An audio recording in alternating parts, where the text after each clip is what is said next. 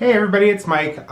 Just thought I would do a little bit of a video tonight since Troy's been going around asking people if they're still interested in going on the cruise or what's going on for the $50 deposit sale. So just kind of give you a little bit of an understanding of why I chose to do this and what's going on and why a cruise and all that kind of stuff. So I took some notes, so if I'm glancing down on my iPad, you'll know why, but I just wanted to make a video for you guys and see what we can do.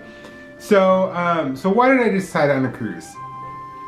Ever since I was little, I can remember my mom and dad always talking about going on a cruise. They went on a cruise for their honeymoon when they were younger and didn't have me. They would go and cruise on the cruise lines. My dad would serve as a chaplain since he's a pastor, and my mom would go along with them, or with him, I should say, and they just had a great time. I can remember them always talking about cruising with Holland America and how much of a great time they had doing that. So that's kind of one of the first reasons why I can remember that. I can also remember going on a couple cruises that I can remember. So I went on one to Bermuda when I was graduating from 8th grade. If I can remember back that far. For our stepping up ceremony, I came back and mom and dad had gotten us all to go on a cruise. We went to Bermuda on Celebrity. I can't remember which ship it was, but we had a blast. I can still remember making a scrapbook from that one, and it was just a lot of fun that way. And then I went on a cruise for Brad and Waylon's wedding. We had a fantastic time on that and just had a lot of fun. And I learned about what a lot of fun it was going with a group. So I decided to invite a lot of people along and see what we can do with that. So part of the reason too is cruising is a great way to go. You unpack once, and you get to explore a lot of different countries, a lot of different cultures, things like that. So we are doing an Eastern Caribbean, if I'm remembering that correctly, cruise out of Miami. And so we'll get to visit Puerto Rico and some of the Virgin Islands. And it's just a great way to travel and get to see a lot of different places there without having to unpack and pack and unpack and pack multiple times. So that's one of the great things, and there's so many different things to do when you're in port. If you want to do cultural activities, when I was in Cozumel on Brad and Waylon's cruise, we went and saw Mayan ruins, which was awesome. But then if you're at other ports and you just want to be a beach bum, you can do that. There's no set way of doing things. Some cruises are a little bit more active, some are a little bit more relaxing. The one that we're doing is a little bit more relaxing because of the different ports that we're visiting being tropical. And another reason why I chose this itinerary was we're getting out of the cold weather of the north. I was about to say the Midwest, but I know not everybody is coming from the Midwest, not New England anymore because I'm not over there. But that's one of the great things there. And one of the nice things too is, as I learned with the wedding cruise, going on a cruise is a great way to be able to let everyone be together, to meet people in the group, but then also the vacation's your own. I'm not one that's going to prescribe every single thing that we're doing while we're out there, but it's definitely a way just to kind of hang out and get to know new people, but still have your own vacation. If you want to, they are family friendly, so if you've got a family and you want to bring along the kids, that's great. We can do that. If you're looking at more of a couples thing, that's great as well. There are just a lot of different options. So that's one of the things that I really appreciate about them too. They are definitely customizable to make it your own, but then we can also hang out as a group as well. So why did I choose to go with Norwegian? So as Troy and I were talking, and kind of going over which cruise lines to go with. I had kind of narrowed it down to three. Three being Norwegian, Royal Caribbean, and Celebrity. Celebrity because they've just launched this year the Celebrity Edge, which is, I just think, a fascinating looking ship. And then next year they'll be releasing her sister ship, the Apex. Royal Caribbean because you can pretty much go anywhere on Royal Caribbean. It's just a matter of looking at that. And then Norwegian is what we cruise for Brad and Waylon's wedding cruise, and it's just great. So as we kind of landed on Norwegian because it's actually funny. I actually used to try and stay away from Norwegian. I was like, I don't know what I'm thinking about, because I think my parents had cruised Norwegian a while ago and did not have a good experience, but they have since changed. So we went on Norwegian back in 2014 for the wedding, and I fell in love with Norwegian's concept of freestyle cruising. So freestyle cruising is essentially, it's not the, how should I put it, the stuffy, uptight cruising that you can kind of think of sometimes. It's really all about you. So there's no set dining times. There's no formal nights on a cruise. So if you're thinking about what to pack, there's no formal nights on Norwegian. Sometimes people get dressed up for the Norwegian night out with the captain, so they can take photos with the captain and be a little bit more dressed up. But that's nothing major. So you can be completely casual. You want to wear shorts and a t-shirt the entire time, you can do that. You want to get a little bit more dressed up, you can do that as well. So it is very laid back. There are no preset dining times. You can eat with whoever you want, whenever you want. And so I know for a lot of people too, it's a pretty LGBT friendly cruise line as well. So that I know is important. When I was taking a look at things, they have pretty much nightly socials for, if anybody's looking for them, it's the Friends of Dorothy socials on the cruise. But for LGBT travelers to kind of get together and meet up that way as well.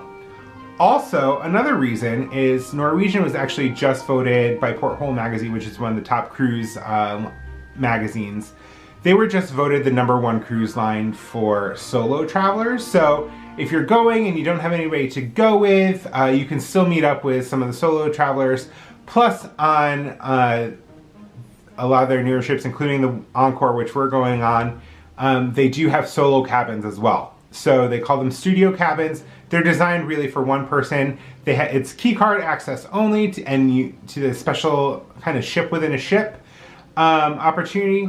And they have their own lounge. They've got their own kind of cruise director for just the solo travelers, that they'll do dinner together, all that kind of stuff. So that I think is pretty cool. I actually have both a balcony and a studio booked just in case I can't find anybody to go with. I've got my studio cabin set up as well so that I can transfer over to that as well. Plus, Norwegian does a lot of great things with their Free at Sea program. So when you're booking with Troy, he'll probably ask you what Free at Sea you want to do. So I highly suggest if you do like to drink a little bit, doing the unlimited beverage package. So that includes all your alcoholic drinks, all your soda or pop, as well as, I'm trying to remember what else. I know it includes those two as that way. So if you're doing a glass of wine at dinner, a cocktail by the pool, all that kind of stuff, it's included up to, I think it's $15 per drink. So there's really not a whole lot on the ship that you can't get that's not in the unlimited beverage package. So that's one of the ones. They also do a free Wi-Fi package. They do credit per port for shore excursions. And they've got a couple other ones as well. So look into that and see what you're interested in doing, and let Troy know, and he can get you booked with those special offers as well. So, I'm trying to think if there's anything else of why Norwegian, but I just really like Norwegian overall as a concept. I think they're doing some really great things that way as well. So, why the Encore? So, when I was looking at trips, I definitely wanted to be on the boat, or excuse me, on the ship. Here's a pro tip. If you're on the cruise, never call the cruise ship a boat. It is not a boat. Boats are tiny, ships are big. So you're on a cruise ship, not a boat. So why the Encore? When we were looking at different itineraries, there were 2 Norwegian cruises that would allow me to be on the seas for my birthday in April. So one was on the Norwegian Escape, one was on the Norwegian Encore. Norwegian Escape is what they call their Breakaway Plus class ship. So it's a little bit bigger than the Breakaway and the Getaway. So it's gonna have about 4,800, 5,000 passengers on it. So it's pretty big. So there was the Escape, which was in the same class, and then the Encore. The Encore, both were the same price as well. Really not a big difference in that. But what I loved to find out was that the Encore was going to be pretty much a brand new ship. So the Encore is launching in November of 2019. So just in a couple months, in 10 months, it's going to be launching. And I thought would be really cool to be on a cruise that's not, it's not a maiden voyage. It's had a little bit of time to get all of the kinks worked out with service and everything, but then we'll be going at it in March, so it'll be like 4 or 5 months on the seas at that particular point. So that I think is really cool. I think it's going to be really neat to be still have the quote unquote the new ship smell, kind of like a new car smell kind of thing. And then I just got really excited after seeing some of the entertainment that was being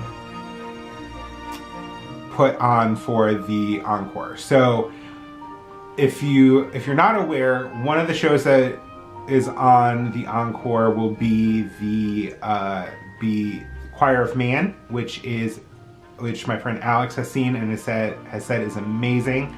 But then also their main Broadway style show, pretty much Broadway length too, we're going to be able to see Kinky Boots on the open seas. So that I think is pretty cool. I'm excited about being able to see Kinky Boots. I haven't seen it yet, but I am quite excited about that one. So that's that. There's a racetrack on this ship as well with go-karts, which is awesome. They're electric.